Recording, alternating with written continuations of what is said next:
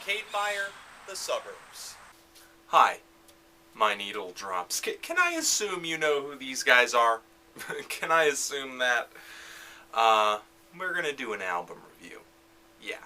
Arcade Fire is a Canadian band who arguably is one of the top poster children for modern indie. And I understand whether this album is good or bad, or whether Arcade Fire is good or bad, is all opinion.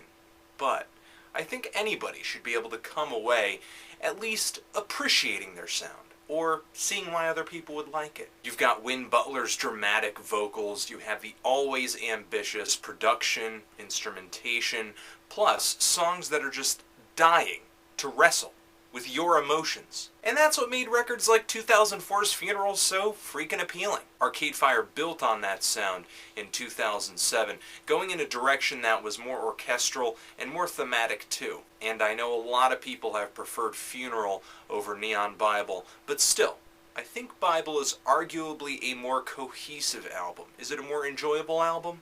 I don't know. But does it have a more overarching theme? Yes. And now we're at The Suburbs, which I feel has hit a sweet spot that Arcade Fire's previous efforts have missed. In terms of immediacy, this thing beats Funeral to the finish line, and when it comes to ambition and concept, this thing closes Neon Bible. Now, there's going to be a lot of, which album is the best album kind of talk surrounding this LP.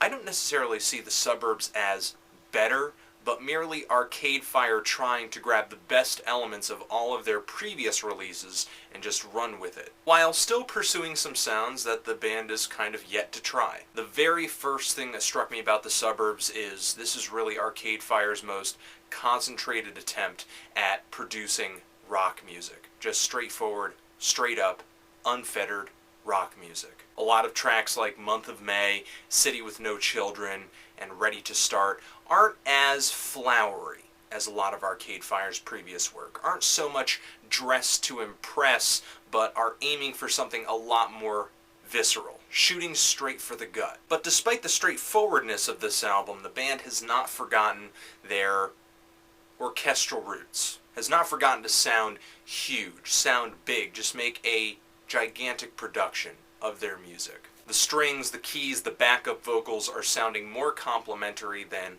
they ever have, meaning that the production rarely overpowers the songs for the sake of showing off. There's some quieter moments on this LP too, and what I love about these tracks is just Arcade Fire's sense and appreciation of space and atmosphere.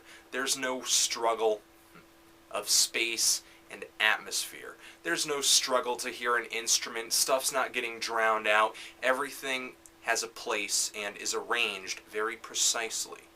Precise. And in terms of concept and just the theme of these songs, this album paints a pretty depressing, dark, dreary picture of suburbia, claiming a place in the rat race, imagery of falling houses, a fading past.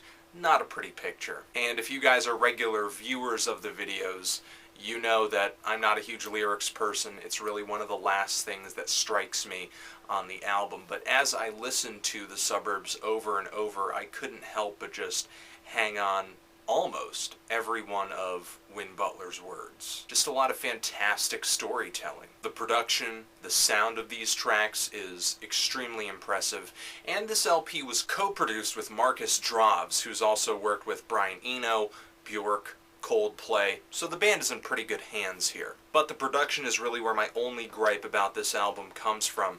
There are several tracks on here like Empty Room or Half-Light 2 where I feel like the instrumentation is just so cacophonous, it's almost as if every part of it is just fighting to be heard, everything blaring at the same volume, and the result is, sadly, kind of a flat sound. It's nice every once in a while to kind of create a wall of sound, have a swell, But when these things kind of drag on for the length of almost the entire track, it tends to sound as if it just has a lack of dynamics. Of course, there's a lot of variation among these tracks, which is to be expected. That's always the case with Arcade Fire's music. And the most prominent element among all these tracks is just the sound of what we know as Americana. I just hear a lot of influence coming from these great anthemic 80s rock songs from singer-songwriters like Tom Petty, The Boss, Bruce Springsteen. There are quite a few spots of new wave on this album too, with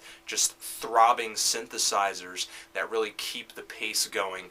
And can I just say the track SPRAWL 2 sounds a lot like Heart of Glass, which is not a bad thing. So, if you're looking for an hour-long pop and rock record loaded with ambition, mournful lyrics, cinematic production, along with the occasional fist-pumping rocker, Arcade Fire's The Suburbs. Let me know what you think of this album. Are you loving it? Are you hating it?